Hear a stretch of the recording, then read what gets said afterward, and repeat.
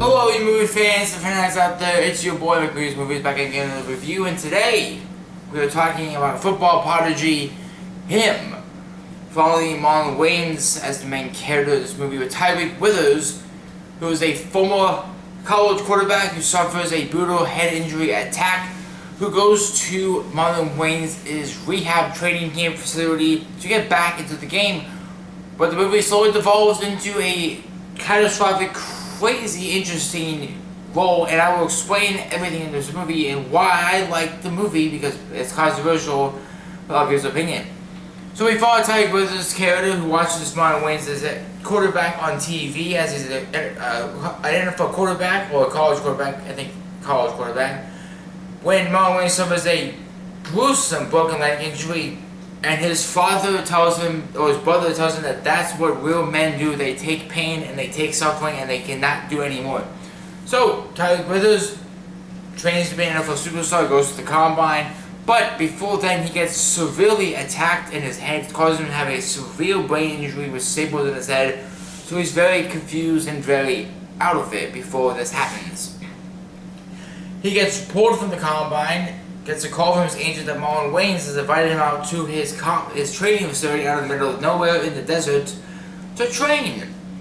But to realize that it's actually a cult that groomed him his entire life to sign a contract and sign his life away after defeating Marlon Wayans' character by beating him to death and brutally killing him in a way that I didn't expect. Now, the reason I say this movie is controversial is, what a lot of people said was that they didn't like the third act, which is the end of the movie, which was the last, like, I don't know, hour to 20 minutes to an hour of the movie.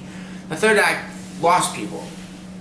Now, even though I walked out of this being semi-confused and being, what just happened, or what the fuck was that? Because I was blown away by what was going on. It was definitely a lot to take in, and a lot to talk about. And I was talking to some coworkers about it, because I was like, well, I'm gonna watch it still, because I had a few coworkers that didn't like it. I had a few friends that didn't like it, and I was really hesitant. I didn't watch it in theaters, actually. I watched it at home on my Amazon Fire Stick, so I got to watch it at home.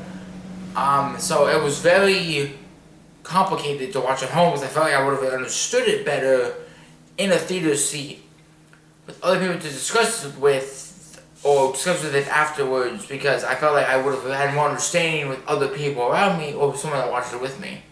So, yes, did I enter this movie with concerns I wasn't going to like the third act? Yes. Did I walk out liking the third act? Yes. I walked out loving the movie. I really liked it. I felt like it's a rewatchable movie. Not like all the time, but like it dives into a lot of complications with CTE and concussion protocol and how the NFL does with that.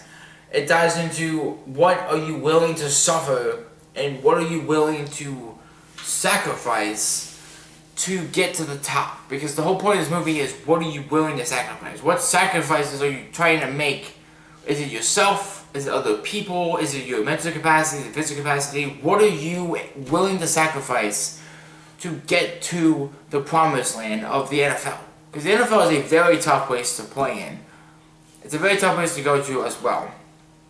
Because you have to be able to do really well in college, get the combine report grade really well, and you have to impress team. And that's very hard to do. Only a select 100 plus players every year get selected in the draft in April in the NFL, and the others get stranded and left behind to go to, like, you know, the minor league teams or the Canadian leagues to try to get something going again.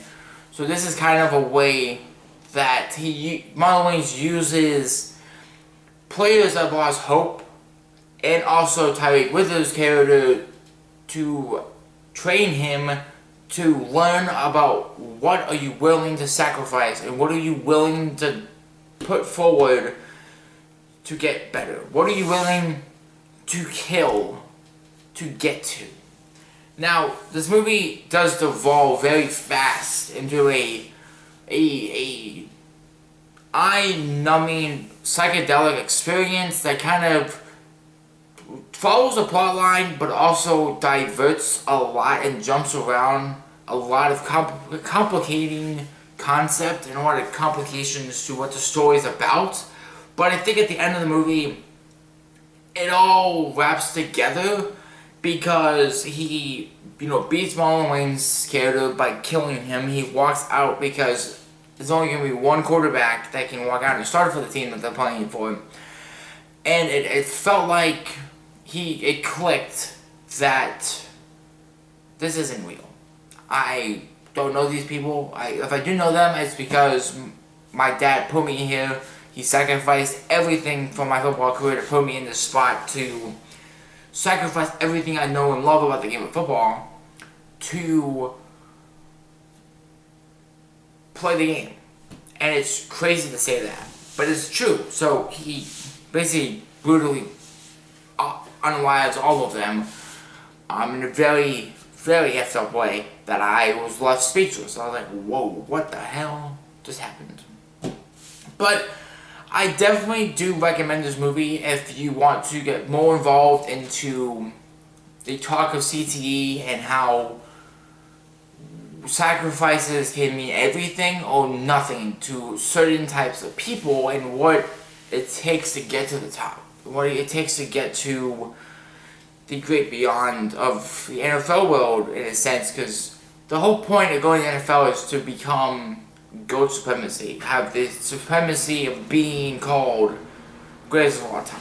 You don't go to the NFL if you don't have somewhat of those aspirations. You think Tom Brady was drafted in the 6th round in 2002 to go to the NFL, or 2000, I think it was 2000, and go to the NFL and not be like, I'm going to win 7 rings, multiple MVPs, multiple Super Bowl MVPs, and be GOAT status. You don't think that he went in the NFL knowing or expecting to do that?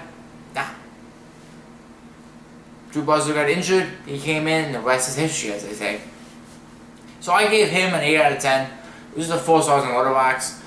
I definitely felt like there's a lot more that could have taken place. I think there's a lot more that could have confused me more, that I understood a lot more if I watched a second time and was kind of like, because I was like on and off my phone, I wasn't like paying attention that much. Maybe if I sit down and watch it a second time and actually like zone in on it, I might be able to digest it better and give it a 9 or give it a 10 out of 10, or maybe give it a lower rating than an 8. I think 8 is a good like middle ground for it. It wasn't like bad, but it wasn't like really good. It was kind of just like good. I'm definitely not gonna like watch it all the time. It's not like a movie we watch all the time. But comment down below what you think of him. You guys enjoyed it? You guys give it 8 out of 10. What did you think of the movie? Make sure you guys like, comment, share, subscribe. Love what you love, watch what you love, and watch movies in theaters. So like you guys watching this video, movie theaters won't be a thing anymore. And I'll see you guys when we go into the anime world of Demon Slayer Infinity Castle. Bye, everyone.